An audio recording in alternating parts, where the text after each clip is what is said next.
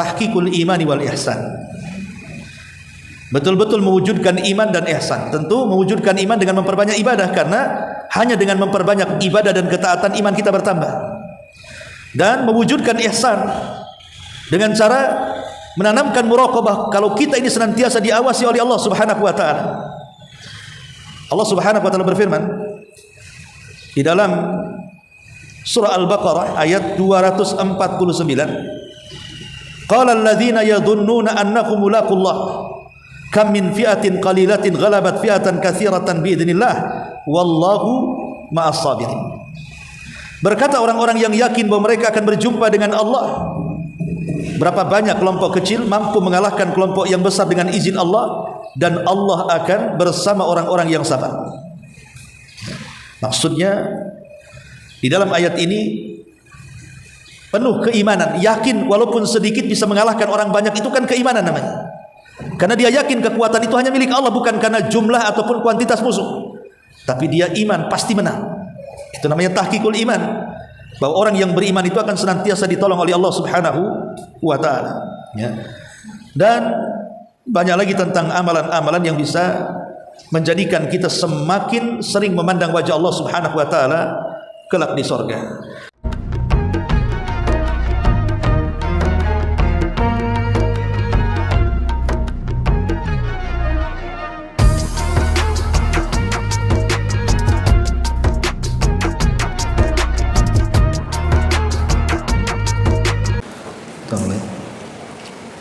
Bismillahirrahmanirrahim.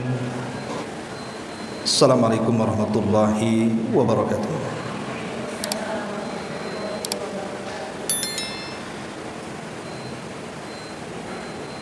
Alhamdulillah wassalatu wassalamu ala Rasulillah wa ala alihi wa sahbihi wa mawalah wa la hawla wa la quwwata illa billahi wa ba'd.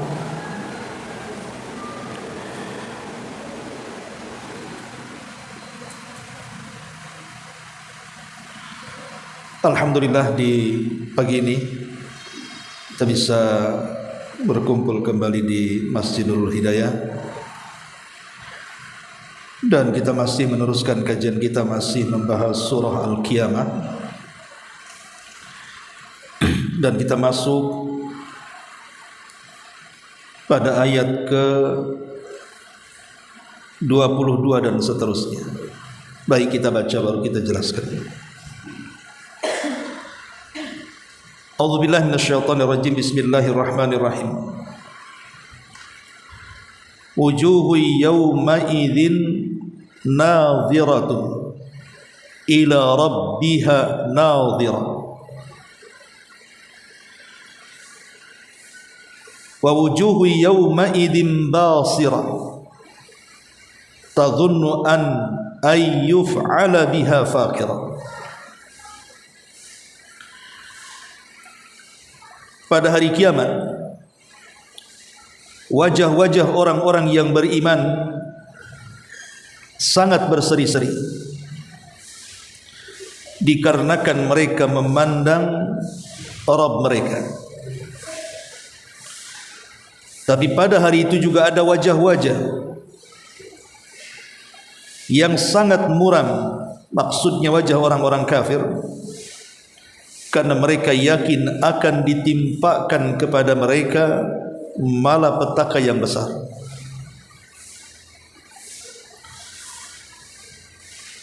Ma'asyiral muslimat yang dimuliakan Allah Subhanahu wa taala,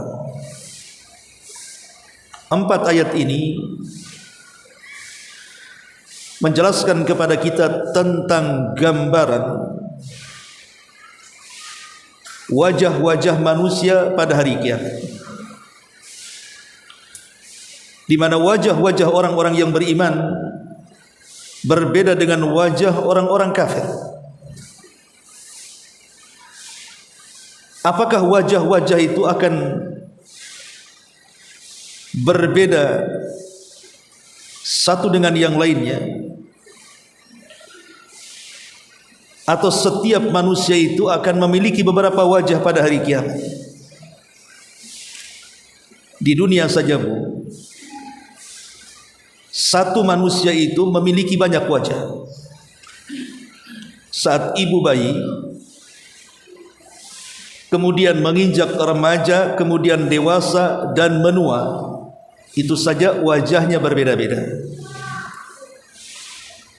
Kalau baru lahir, orang yang memandangnya saja terkadang sangat senang, bahkan terkadang ingin menggendong dan menciumnya, sangat gemas melihatnya. Tapi coba kalau ibu sudah tua, kira-kira dipandang menyenangkan, ingin dicium, digendong, atau sebaliknya? Yang ada menyebalkan kan? Artinya di dunia saja terkadang wajah-wajah itu satu orang bisa berkali-kali ada perubahan. Dari bayi berbeda ketika remaja, remaja berbeda ketika dewasa, dewasa pula makin berubah ketika tua. Di dunia saja terjadi perubahan wajah itu. Lah sebagaimana di dunia terjadi perubahan wajah, di akhirat juga sama. Jadi ada perubahan wajah-wajah orang-orang yang beriman, sebagaimana juga ada perubahan wajah-wajah orang kafir. Lah di sini adalah salah satunya. Wujuhu yawma idzin nadhir ila rabbiha nadhir. Wajah-wajah orang yang beriman pada hari itu berseri-seri karena memandang wajah Rabb. Perubahan wajah orang-orang yang beriman pada hari kiamat itu akan terjadi 4 perubahan. Akan terjadi 4 kali perubahan wajah. Yang pertama, wajah orang yang beriman adalah al-bayad, putih. Kemudian yang kedua, wajah putih ini akan berubah menjadi musfir. Jadi ada tambahan cahaya dari wajah yang putih. Kemudian yang ketiga, yang disebut dengan wujuhun na'imah, wajah yang penuh dengan nikmat, penuh dengan kesenangan. Dan yang terakhir yang disebutkan dalam ayat yang kita bahas ini, wujuhu yawma idin nadhir, wajah yang berseri-seri. Kapan 4 wajah ini terjadi? Adapun wajah yang pertama adalah ketika orang-orang yang beriman keluar dari kubur-kubur mereka. Ketika sangkakala Israfil ditiup kedua kalinya, maka orang-orang yang beriman keluar dari kubur-kubur mereka. Wajah orang-orang yang beriman dari kubur-kubur mereka, Allah subhanahu wa ta'ala akan buat wajahnya putih bersih. Sebagaimana Allah subhanahu wa ta'ala mengatakan, yauma tabyaddu wujuh wa taswaddu wujuh. Pada hari itu ada wajah-wajah yang sangat putih dan ada wajah-wajah yang hitam kelam. Adapun wajah-wajah yang putih bersih adalah wajah orang yang beriman, dan wajah yang hitam kelam adalah wajahnya orang-orang kafir. Ini perubahan wajah pertama. Ketika orang-orang yang beriman keluar dari kubur-kubur mereka, wajah mereka putih bersih. Kemudian kedua, wajah yang bercahaya dari warna putih. Wajahnya sudah putih, mengeluarkan aura, cahaya tambahan. Kapan itu? Saat dia merasa senang ketika selesai membaca catatan amalnya. Jadi saat orang-orang yang beriman selesai membaca catatan amalnya, dan dia tahu bahwa dia ditakdirkan masuk surga, dan dia tahu isi catatannya semua kebaikannya, sedikit keburukannya, maka dengan senangnya berubah wajah yang putih menjadi musfir. Ada tambahan cahaya, Sambil tertawa tersenyum, dia pun kemudian mengacungkan catatannya dan mengatakan, ha umuqra'u kitabiyah.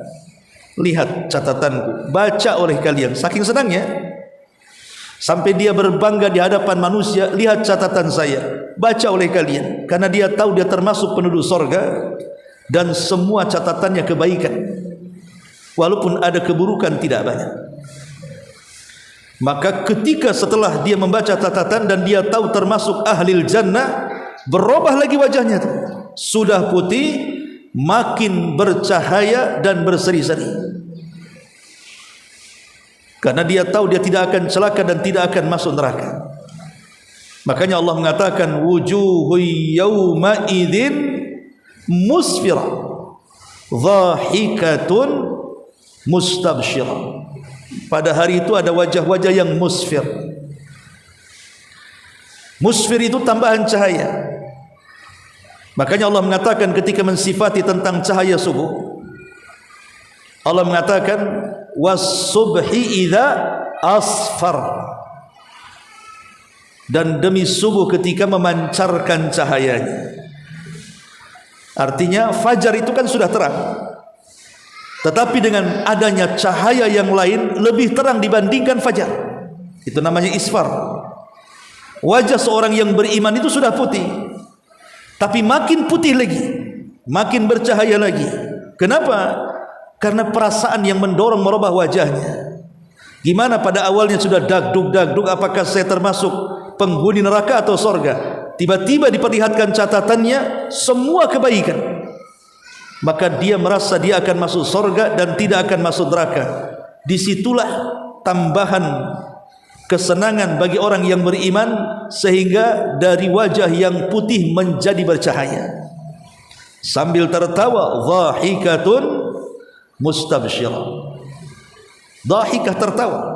Saking senangnya dia tertawa, kemudian mengacungkan catatannya, ha umuqra'u kitabiyah. Lihat catatanku. Makin bercahaya wajahnya. Karena mubsyirah itu artinya bahagia. Bahagia dengan senyuman. Jadi bukan hanya auratnya itu wajahnya putih bercahaya, tapi nampak senang dari senyumannya. Karena kalaupun ada orang cantik ataupun ganteng, wajahnya putih, kalau diam saja auranya kan nggak ada. Memang dia ganteng, putih, tapi diam saja. Ya betul wajahnya putih, tapi auranya tidak ada. Tapi ketika wajahnya sudah ganteng, sudah cantik, sudah putih, kemudian dihiasi dengan senyuman kebahagiaan, kan nampak aura wajahnya itu. Aura wajahnya nampak di situ. Bukan hanya putih saja, nampak ada kesenangan yang bertambah dari wajahnya. Itulah makna musfirah di situ. Dan dua wajah ini terjadi sebelum masuk ke surga. Adapun setelah kemudian orang-orang yang beriman menginjak surga, kemudian dia merasakan kenikmatan surga, kenikmatan yang sebelumnya di dunia tidak pernah terbayang dalam otak pikirannya, tidak pernah terlihat dalam pandangannya, tidak pernah terdengar dalam telinganya. Tiba-tiba dia merasakan itu semuanya. Dia bisa makan sesuka hatinya, minum sesuka hatinya, menikah sesuka hatinya, dan begitu seterusnya. Dengan kenikmatan yang sudah dia rasakan di sorga, mulai berubah lagi wajahnya itu. Bukan hanya sekedar putih dan bercahaya, mulai na'imah. Hidupnya penuh dengan kesenangan, tersenyum sepanjang masa. Tersenyum sepanjang masa dan nampak keindahan wajahnya. Makanya sering saya contohkan, Bu. Kalau ada dua anak, yang satu tinggal di Ruli, yang satu anak menteri, sama-sama umurnya 10 tahun, anak gadis. Tentu anak-anak yang hidup di Ruli dalam kondisi miskin, yang tidak terawat, tidak terurus, kulitnya saja sudah kumal kan, jarang mandi, nampak mandi pun tak pakai sabun ya. Mau senyum pun berat. Kenapa? Besok mau makan apa enggak? Nanti lebaran beri pakaian baru atau tidak? Nanti kalau hujan bocor atau tidak? Ada cemas-cemas tuh wajahnya. Tapi anak yang hidup di lingkungan orang kaya, yang hidupnya serba ada, semua kebutuhannya siap sedia, kan beda itu wajahnya, Bu. Tentu beda lah, Bu. Kayak ibu orang yang banyak hutang dengan orang yang melunasi hutang kan beda tuh wajahnya. Yang banyak hutang cemberut, diajak ngobrol pun gak nyambung, kayak orang kena narkoba, ya. Tapi kalau orang yang banyak uang justru dia ngutangi orang, beda wajahnya. Jadi di dunia saja wajah orang susah dengan orang senang itu beda. Lah begitu juga orang yang masuk surga. Sebelum masuk surga memang sudah putih, sudah bercahaya, tetapi belum naim, belum merupakan wajah yang penuh dengan kenikmatan. Makanya Allah mengatakan wujuhun yawma idzin na'imatun li sa'yiha radiyatun fi jannatin 'aliyatin. Pada hari itu ada wajah-wajah na'imah yang penuh dengan kesenangan, karena usahanya diridhoi oleh Allah Subhanahu wa taala. Ini wajah yang ketiga, na'im, penuh dengan kesenangan, tersenyum sepanjang masa, tertawa sepanjang waktu. Kemudian yang ketiga, yang keempat adalah wajah setelah melihat Allah. Wajah setelah melihat Allah berubah lagi. Dan ingat bahwa melihat Allah adalah kenikmatan puncak yang ada di sorga. Melihat Allah lebih nikmat dibandingkan nikmat seluruh nikmat yang ada di sorga. Karena itu kenikmatan puncak bagi seorang yang beriman langsung memandang wajah Allah Subhanahu wa ta'ala. Maka saat kemudian orang-orang yang beriman melihat wajah Allah Subhanahu wa ta'ala, inilah wajah terakhir yang diperlihatkan orang-orang yang beriman, yang Allah katakan di sini wujuhun yauma idzin nadhirah ila rabbiha nadhirah. Pada waktu itu ada wajah-wajah, maksudnya orang-orang yang beriman, penuh dengan berseri-seri, karena itu puncak daripada kenikmatan. Wajah yang penuh dengan berseri-seri. Kenapa? Karena memandang Rabbnya. Wajah ini muncul setelah memandang Allah Subhanahu wa ta'ala. Jadi dua wajah sebelum masuk surga dan dua wajah setelah masuk ke dalam surga. Wujuhun yawma idzin nadhirah. Kemudian Allah Subhanahu wa ta'ala mengatakan di ayat 23-nya, ila rabbiha nadhirah. Karena mereka memandang Rabbnya, memandang wajah Rabbnya, Allah Subhanahu wa ta'ala. Jarir ibn Abdullah radhiyallahu anhu pernah bercerita sebagaimana diriwayatkan Bukhari Muslim. Dia mengatakan kunna julusan inda Rasulillah sallallahu alaihi wasallam. Dulu, kata Jarir bin Abdullah, dulu kami pernah duduk-duduk dan di situ ada Nabi. Idz nadhara ilal qamari lailatal badri. Ketika itu kami semua memandang bulan yang ketika itu bulan sedang purnamanya, sedang besar-besarnya tanggal 15 Hijriah. Dan tentunya keindahan bulan tidaklah lebih indah daripada wajah Nabi sallallahu alaihi wasallam. Jadi Nabi sallallahu alaihi wasallam kemudian mengatakan kepada para sahabatnya, dongakkan wajah-wajah kalian ke langit, pandang bulan purnama itu. Ya, Rasulullah meminta para sahabat untuk memandang bulan purnama. Maka semua sahabat memandang bulan purnama. Kemudian Nabi sallallahu alaihi wasallam mengatakan, innakum satarawna rabbakum kama tarawna lailatal badri tamam. Kalian semua, kata Rasul, nanti pada hari kiamat akan memandang Rabb kalian seperti hari ini kalian memandang bulan. La tudhamuna li ru'yatihi syai'un.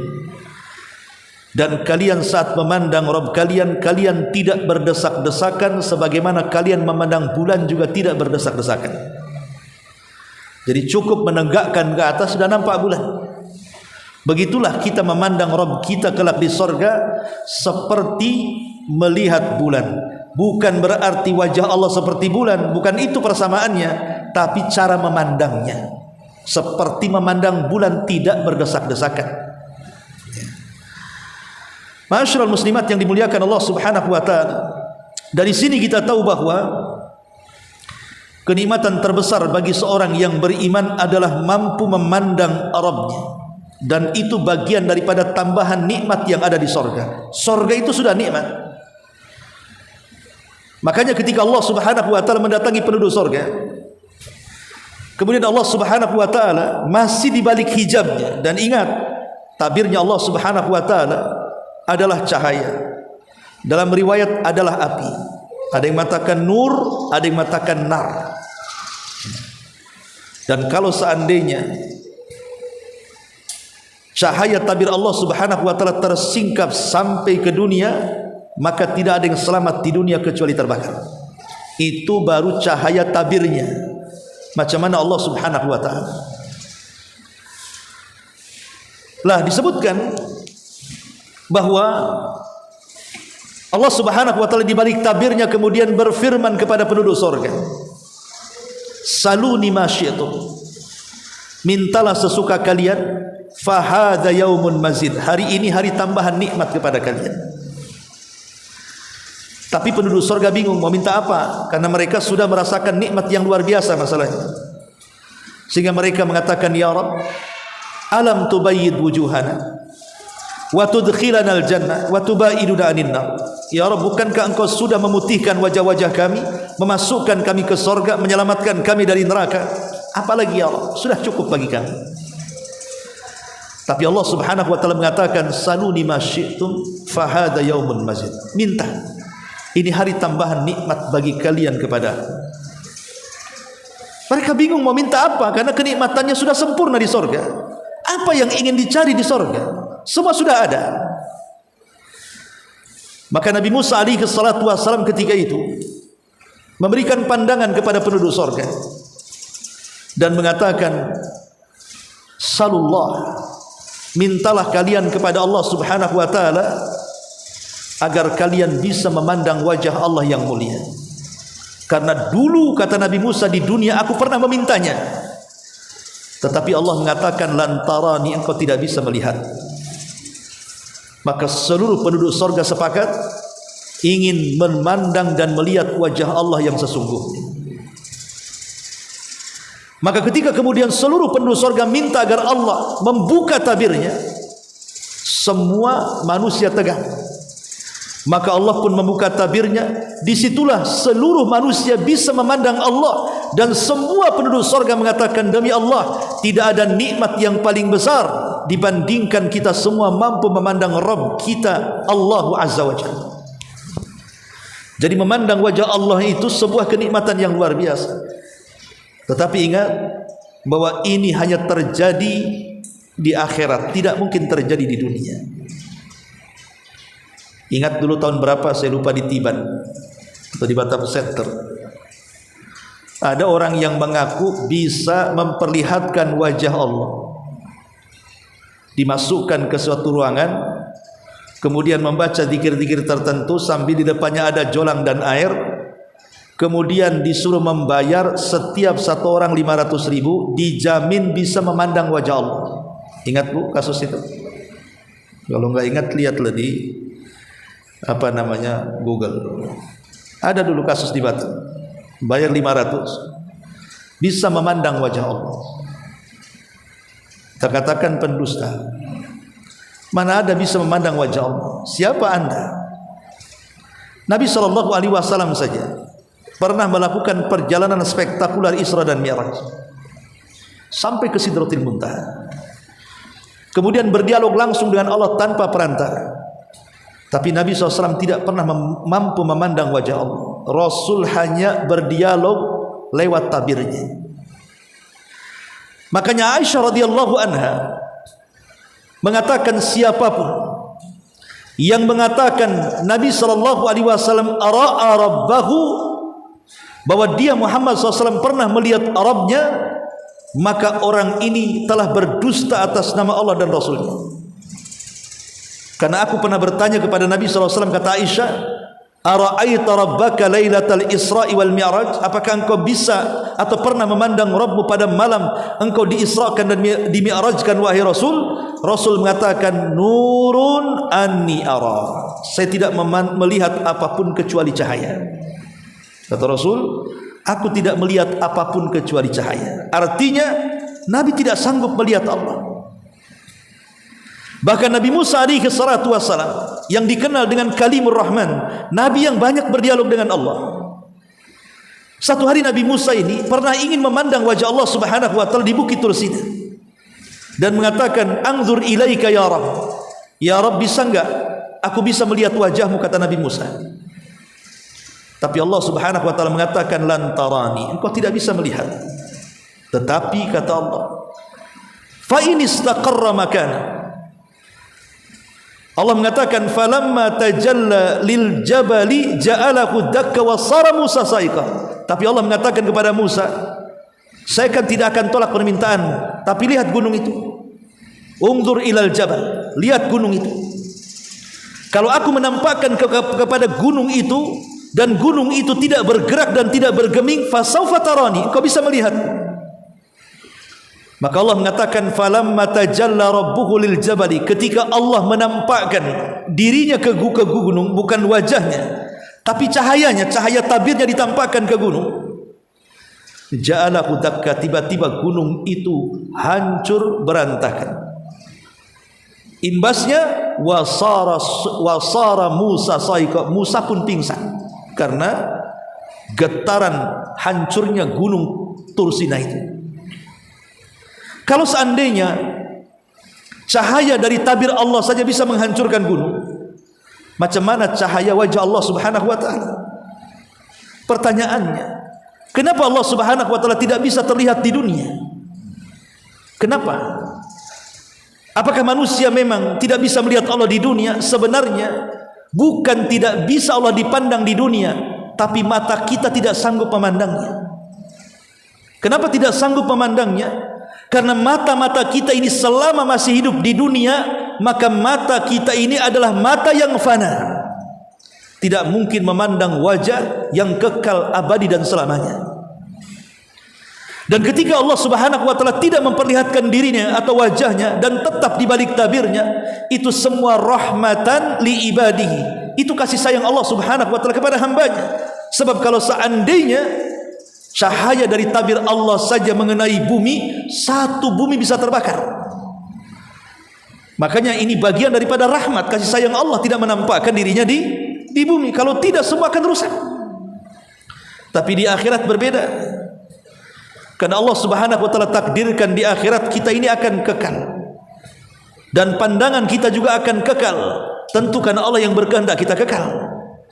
Sehingga karena kekekalan yang Allah berikan kepada kita, baik daripada usia, jasad, pendengaran, penglihatan, lisan dan begitu seterusnya, makanya kekekalan itulah yang bisa memandang wajah zat yang maha kekal abadi, Allah Subhanahu wa taala. Sehingga kita bisa memandang wajah Allah bagi orang-orang yang Allah takdirkan dimasukkan ke dalam surga. Ma'asyiral muslimin, muslimat yang dimuliakan Allah Subhanahu wa taala. Lalu amalan apa saja supaya ketika Allah takdirkan kita masuk surga, kita diseringkan mampu memandang wajah Allah setiap saat? Karena itu kelezatan yang luar biasa yang tidak tertandingi dengan kenikmatan surga itu sendiri. Apa amalannya supaya kita sering memandang wajah Allah kelak pada hari kiamat? Pertama, al-muhafadzatu ala salatil fajr, jaga salat fajar dan jaga salat asar.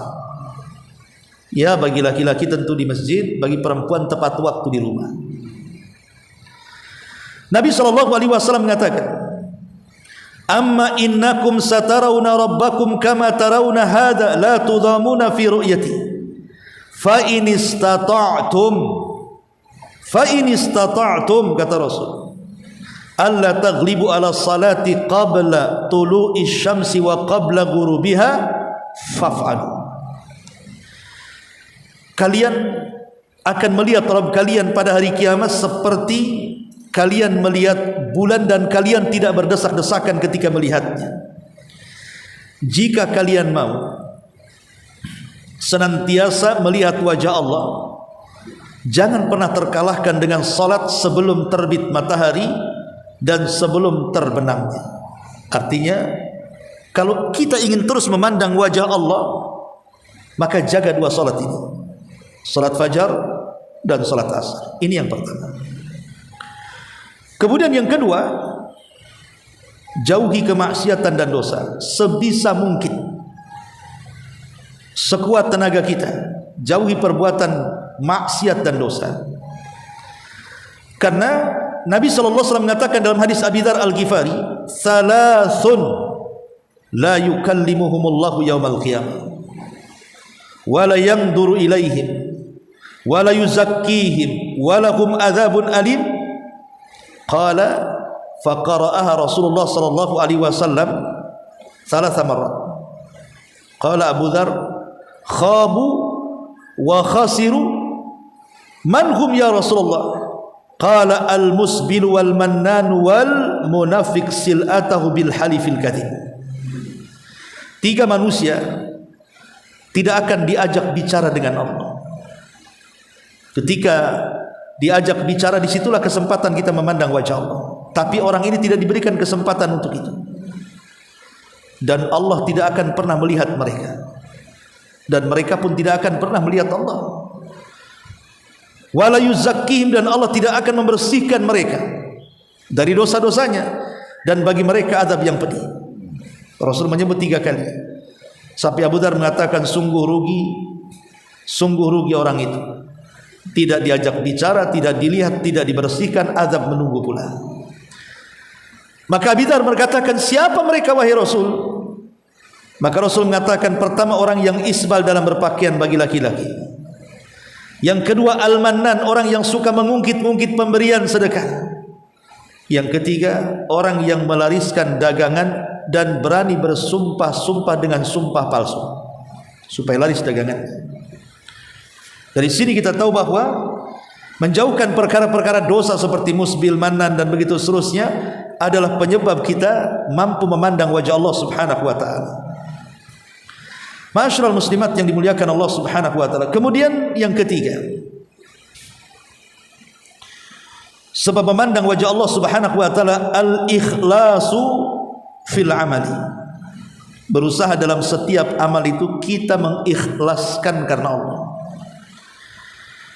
Karena dalam surah Al-Kahfi tepat ayat 110 Allah mengatakan, "Faman kana yarju liqa'a rabbih falyamal amalan salihan wa la yusyrik bi ibadati rabbih ahada." Siapapun yang berharap perjumpaan dengan Rabbnya, artinya memandang wajah Rabbnya, maka beramalah dengan amalan yang baik dan jangan menyekutukan dalam peribadatan kepada Rabbnya dengan siapapun. Menunjukkan orang kalau ingin berjumpa memandang wajah Allah, murnikan amal saleh kita dengan tidak menyekutukan Allah, alias ikhlaskan dalam ibadah. Ini yang ketiga. Kemudian yang keempat, sebab kita mampu memandang wajah Allah pada hari kiamat adalah al-isti'anatu bis sabri was salat. Betul-betul meminta pertolongan dengan sabar dan salat. Wal ijtihad fi tahqiqil khusyuk, dan sungguh-sungguh mempraktikkan khusyuk dalam salat. Jadi berusaha untuk sabar dan juga senantiasa melaksanakan salat dan mewujudkan kehusyuan dalam salat. Di dalam surah Al-Baqarah ayat 45-46 Allah mengatakan, "Wasta'inu bis sabri was salati wa innaha lakabiratun illa 'alal khashiin." Mintalah pertolongan dengan sabar dan salat, karena salat itu akan berat dilakukan kecuali bagi orang-orang yang khusyuk. Siapa orang yang khusyuk ini? Allah lanjutkan ayatnya, alladzina yadhunnuna annahum mulaqu rabbihim wa annahum ila rabb wa annahu ilaihi raji'un. Orang yang khusyuk adalah orang yang yakin mereka akan berjumpa dengan Rabb mereka. Mereka akan memandang Rabb mereka dan mereka akan kembali kepada Rabb mereka. Jadi salat dan khusyuk ini salah satu penyebab kita memandang wajah Allah Subhanahu wa taala, sabar, salat dan khusyuk. Ini yang keempat. Yang kelima, supaya kita diberikan kesempatan untuk memandang wajah Allah Subhanahu wa taala adalah memperbanyak doa. Berdoa sebagaimana Nabi sallallahu alaihi wasallam mengajarkan kepada kita agar dalam doa ini kita meminta supaya kita mendapatkan kelezatan memandang Allah. Sebutkan dalam riwayat Nasa'i dari sahabat Abi Hurairah radhiyallahu anhu, Nabi SAW mengatakan, wa as'aluka ladzatan nadhari ila wajhika, ya Allah, aku meminta kepadamu kelezatan mampu memandang kepada wajah. Maka Nabi SAW mengajarkan doa kepada kita agar dalam setiap doa kita ini meminta kepada Allah agar kita mampu memandang kelezatan wajah Allah Subhanahu wa taala. Kemudian yang keenam, ibadatut tafakkur. Agar kita senantiasa melakukan tafakkur, melihat ayat-ayat dan tanda-tanda kuasa Allah di sekitar kita, baik kauniyah atau syariah. Kauniyah itu ya alam semesta ini. Memandang gunung tambah imannya, karena memikirkan luar biasa Allah mampu menciptakan gunung dengan seperti ini kuatnya. Memandang hamparan sawah, kebun yang hijau ranum, teringat dengan kekuasaan Allah. Subhanallah, maha mampu Allah menciptakan segalanya, keindahan yang luar biasa yang tidak bisa diciptakan oleh manusia. Tambah imannya, itu namanya tafakkur. Setiap memandang apa saja dikaitkan dengan Allah. Memandang langit dikaitkan dengan Allah, memandang bulan dikaitkan dengan Allah, memandang bintang dikaitkan kepada Allah. Pandang apapun di sekeliling kita langsung dikaitkan dengan Allah. Itu namanya ibadah tafakkur. Lah ibadah tafakkur juga Allah mengatakan dalam surah Rum ayat 8, awalam yatafakkaru fi anfusihim ma khalaqallahu as-samawati wal ardh wa ma bainahuma illa bil haqq wa ajali musamma wa inna katsiran minan nas bi liqa'i rabbihim lakafir. Tidakkah mereka berfikir terhadap diri mereka apa yang telah diciptakan dari langit dan bumi, dan antar keduanya tidaklah diciptakan kecuali dengan kebenaran dan pada waktu yang ditentukan, tapi kebanyakan manusia dengan perjumpaan mereka dengan Rabb mereka kufur. Mafhum mukhalafahnya, orang yang tafakur maka orang yang yakin akan berjumpa dan memandang wajah Allah Subhanahu wa ta'ala. Maka yang keenam ibadah tafakur. Yang ketujuh, tahqiqul imani wal ihsan. Betul-betul mewujudkan iman dan ihsan. Tentu mewujudkan iman dengan memperbanyak ibadah, karena hanya dengan memperbanyak ibadah dan ketaatan iman kita bertambah. Dan mewujudkan ihsan dengan cara menanamkan muraqabah, kalau kita ini senantiasa diawasi oleh Allah Subhanahu wa taala. Allah Subhanahu wa taala berfirman di dalam surah Al-Baqarah ayat 249, qala alladziina yadhunnuna annahum mulaqullah kam min fi'atin qalilatin ghalabat fi'atan katsiratan biidznillah wallahu ma'as sabirin. Berkata orang-orang yang yakin bahwa mereka akan berjumpa dengan Allah, berapa banyak kelompok kecil mampu mengalahkan kelompok yang besar dengan izin Allah, dan Allah akan bersama orang-orang yang sabar. Maksudnya di dalam ayat ini penuh keimanan, yakin walaupun sedikit bisa mengalahkan orang banyak, itu kan keimanan namanya. Karena dia yakin kekuatan itu hanya milik Allah, bukan karena jumlah ataupun kuantitas musuh. Tapi dia iman pasti menang. Itu namanya tahqiqul iman, bahwa orang yang beriman itu akan senantiasa ditolong oleh Allah Subhanahu wa taala, ya. Dan banyak lagi tentang amalan-amalan yang bisa menjadikan kita semakin sering memandang wajah Allah Subhanahu wa taala kelak di surga.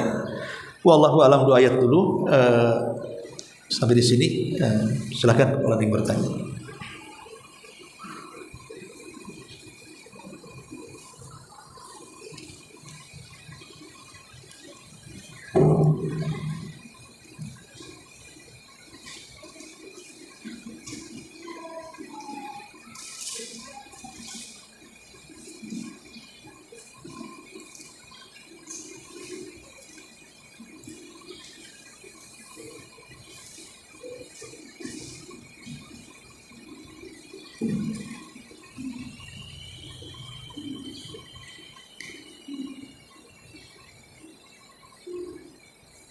baik kalau tidak. Subhanallah bihamdika asyhadu an la ilaha illa anta astaghfiruka wa atubu ilaik. Allahu taala alam. Assalamualaikum warahmatullahi wabarakatuh.